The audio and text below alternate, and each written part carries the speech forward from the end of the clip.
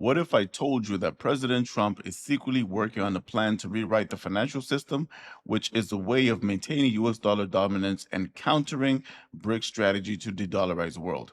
But before we get into it, please do hit the like and subscribe button if you are tuning in from YouTube. And if you are listening from Spotify, please do drop a 5-star rating as well as drop a comment. So on January 23rd, which was exactly 3 days since President Trump was inaugurated, he did sign the executive order titled Strengthening American Leadership in Digital Financial Technology. So basically, in this executive order, he talks about how he wants the U.S. to maintain dominance in the digital asset economy. And he also reversed some of the executive orders and bills signed by the previous administration, which were pretty much averse to digital technology and digital assets. So on March the 7th, 2025, there was a White House digital asset summit that took place. And Trump's Treasury Secretary Scott Bessent did mention that the intent of the United States and this administration was to maintain US dollar dominance with the use of stablecoin, right? So when you hear that, obviously the two scenarios that play out in your mind. Number one, either the government wants to maintain total control of the financial system or the digital asset financial system, or number two, they want to allow banks to issue stablecoin, right? So, what is stablecoin to begin with, right? Stablecoin is basically a digital asset or digital currency that is pegged to a real asset. So, it can be a digital currency that's pegged to a commodity or a digital currency that's pegged to an actual fiat currency like a dollar or a euro, whatever, right? So, what are the threats against the US dollar? So in one of the previous episodes, I gave that analogy of the fictitious friend of mine who doesn't exist, symbolizing how the United States is bankrupt, right? So one of the big threats to the U.S. Dollar's dominance is the national debt, right? So what happens? In a nutshell, the government doesn't collect enough revenue to pay off the debt, so they have to print money each time, right? So when you print money, that means there's an excess supply of money in the market. So one of the ways to mitigate that is like through foreign aid and stuff, right? Because by foreign aid and foreign lending, it's a way of like dumping the excess dollars that exist in the market onto other markets in order to not have like an excessive supply of money that can depreciate the value of the currency. And obviously, the Fed from time to time does tighten the monetary policy, but that can kind of hinder economic growth, right? So I did highlight that in a scenario where BRICS moves away from the dollars in global transactions through the payment system that they're implementing, that can weaken the demand for dollars outside the United States, and you have a situation where all those excess printed dollars are only circulated within America, and that will weaken the dollar quite severely, right? So this seems to be a strategic response to that, right? However, data does show that the demand for dollar worldwide is still pretty high. It's still above 50%, right? But here's an interesting fact, though. According to Forbes and many other reliable sources, 95% of stablecoin that are transacting worldwide are pegged to the US dollar, right? So the total amount of stablecoins circulating worldwide is $200 billion.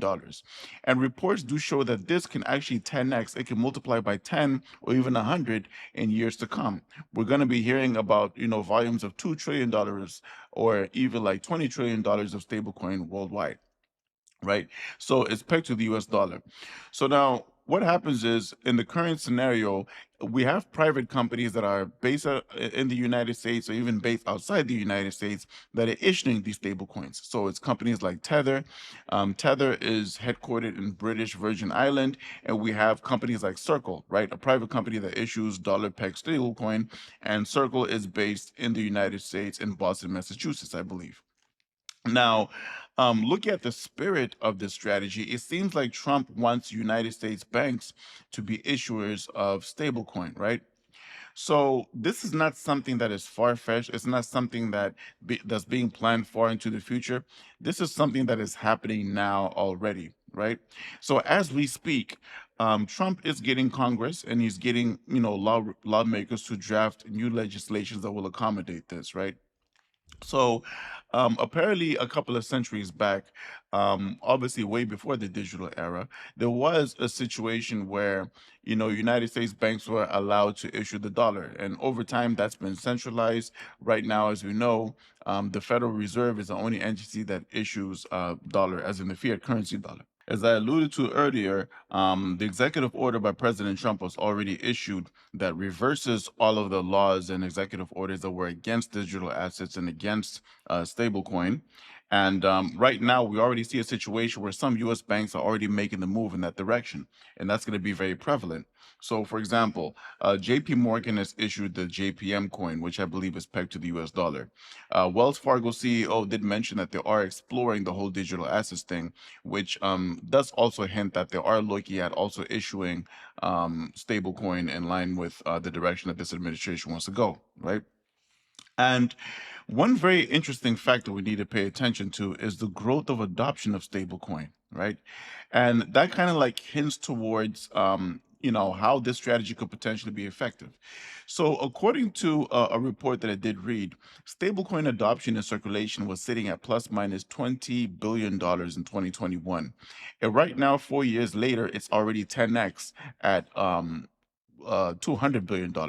So that means that what in the next 4 or 5 years at this rate, it can continue to, go 5x, 10x, or even like who knows, 20x, right? So that means that worldwide, this is being a highly adopted currency for daily transactions.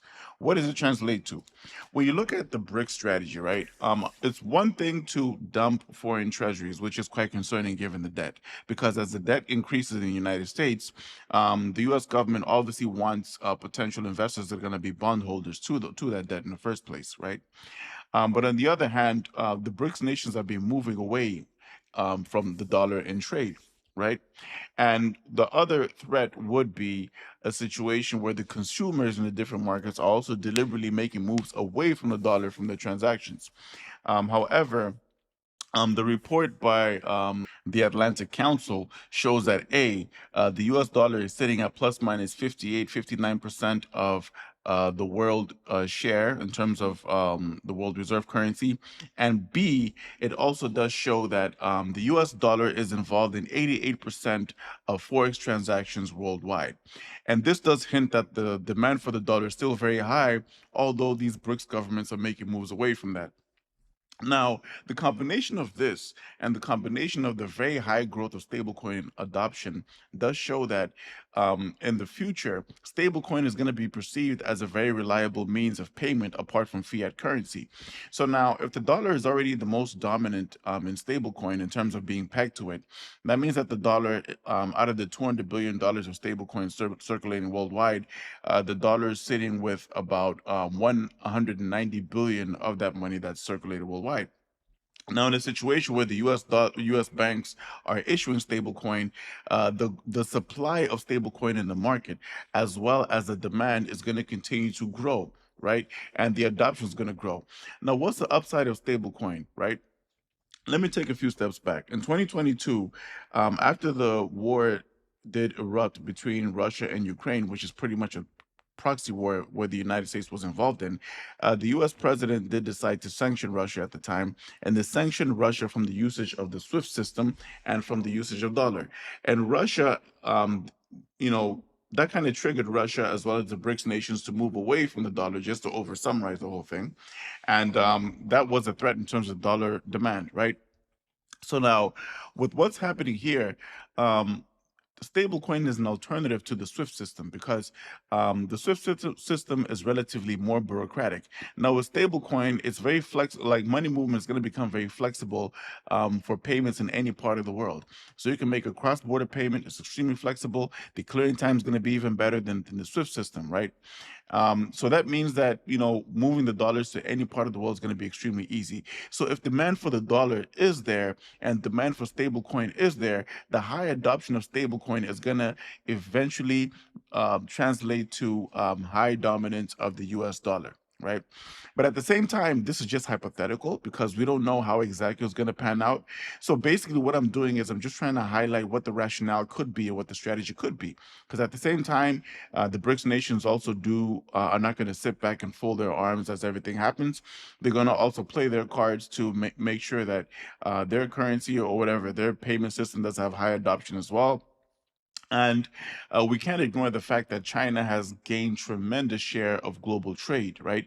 So if you're a manufacturing hub worldwide, you know, you pretty much control and have a lot of influence over global trade, and you can pretty much dictate the currency that's adopted in that global trade.